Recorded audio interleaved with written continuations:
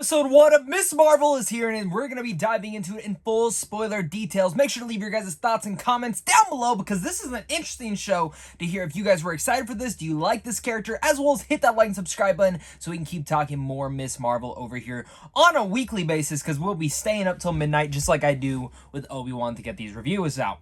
So, Miss Marvel was a show that I wasn't too anticipating. I liked the character, and I really liked her in that Avengers game, even though the game was pretty much a disappointment. I thought she was one of the best aspects of that entire game. They're getting a newcomer in here to come play this character, and might I say, wasn't that excited. Trailer was cool, I liked the vibe. This episode is such a good origin story in starting our interest with this character. Now, I will say, it's not like the most flashy thing. There's not a gigantic action sequence. It kind of reminds me of like Spider-Man Homecoming was truly like the origin story of Spider-Man, but like that first 47 minutes is without his powers. Like, it's just establishing who she is, what her family's about, her culture, things like that, how her life goes on, as well as who her friends are and what her interests are. And then, at the very end, of course, we're talking spoilers, she gets that bangle, she gets those Miss Marvel powers, and it takes off from there. Now, I know some people there's a whole controversy on the powers and changes, and for me, I'm ready to kind of put that aside as long as I see and they establish a good reasoning for changing them up. I kind of like the effects. I like what they're doing right now. But starting with one of the things I really want to talk about is the opening to this entire episode was awesome.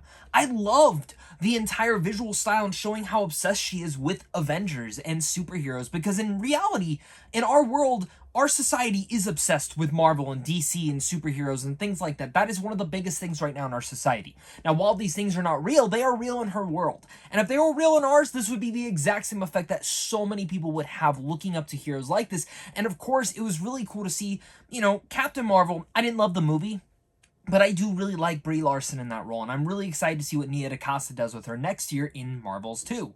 And for me, looking at how this looks, seeing how obsessed she is about this, it would make sense for this age of a girl to fall in love with a hero like that. And I love how it's kind of reinterpreting what happened during Endgame, how badass she was, kicking ass and all sorts of things like that, and then heading in, to what she wants to aspire to. We see some great stuff between her, her mother, her father, all things like that, that really much was heartwarming, as well as her brother. And I was quite surprised again to see how attached I was getting to this character, even though it is very low to the ground, John Hughes coming of age type story that I just ate up. I ate up that entire delightful nature of this entire story. And one of the things that I really did like going into this a little bit even further was truly enough the vibe of it all. I loved seeing this, and the stylistic approach was just so unique to itself that this is kind of the style and vibe I wish we would have gotten in Spider-Man Homecoming, and something that I feel is very reminiscent of the film Dope. And if you've never seen Dope, you absolutely should. Whether it was from the music and everything like this film, or this show, kicks it very much off. Now, there's not a lot to talk about, truly enough, in this, because for the most basic part of it, we just got introduced to this character. And I'm very excited to see what episode 2 brings us to it. But I'm charmed and delighted. And I'm sure a lot of you guys will be as well, because seeing how she's coming up this plan, to get away, and it was funny seeing her dad come in as the Hulk, and I like that whole humor, but seeing how she goes, no, like, she feels like a kid. That's something that a kid would be, that I don't want to do that. I want to do this, and I think she's going to come to terms with that. But of course, then we see the bangle, which we knew before coming in that that's how she was going to get her power, so then the mom's hiding it, so we know the mom knows how that's all ordealing. But one of the things that I'm curious to see is how they explain that came into their possession. But also, when she actually does execute her plan, it's going completely wrong, which just feels like something that would happen to a teenager. But then they actually get to AvengerCon. There's a lot of cool little Easter eggs in there that I'm sure Marvel fans will be pausing and pointing out here and there. Ant-Man, Thor, Drax, Captain Marvel, Iron Man. I love that memorial wall for Iron Man and Black Widow. That was a nice touch. But that entire thing, it's all leading up to the costume contest that she wants to be a part of. And she's going to be up there. She's going up to that stage. She forgets her magical gloves that her friend makes, which I love him. He is awesome. And she puts on the bangle. And then all of a sudden, this cosmic powered quantum stuff is happening to her. We see at one point where she falls back and wakes back up, which was cool seeing the ancestral type stuff, which very much, if you've watched My Hero Academia, very much feels reminiscent of what's going on with Deku's powers.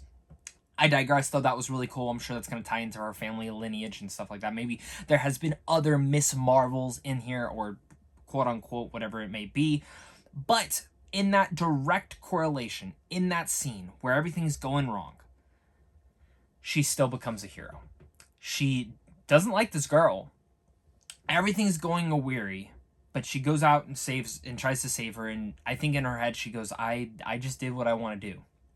And can you imagine being at that age, being obsessed with superheroes and finding out that you get superpowers of your own?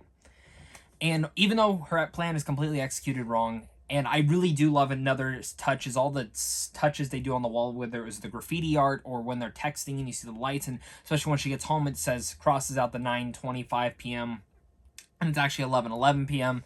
Mother's in there waiting for her, disappointed, mad, but she lays down and she starts playing with it, and then it cuts to the credits. And I loved it, and it got me very engaged with this. I don't think this is, again, the most extravagant episode yet that we've gotten from a Marvel series, but it's one that excites me to see the rest.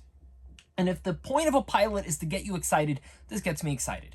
It's very much more of a high-budget coming-of-age story that I really like, that's in the superhero realm. And again, we saw this in Spider-Man Homecoming, but only to a certain extent we saw that.